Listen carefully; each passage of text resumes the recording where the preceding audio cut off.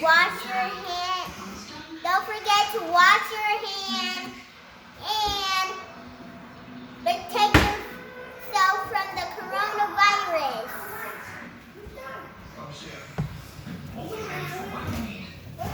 And these are the stuff the ingredients that you're gonna drink.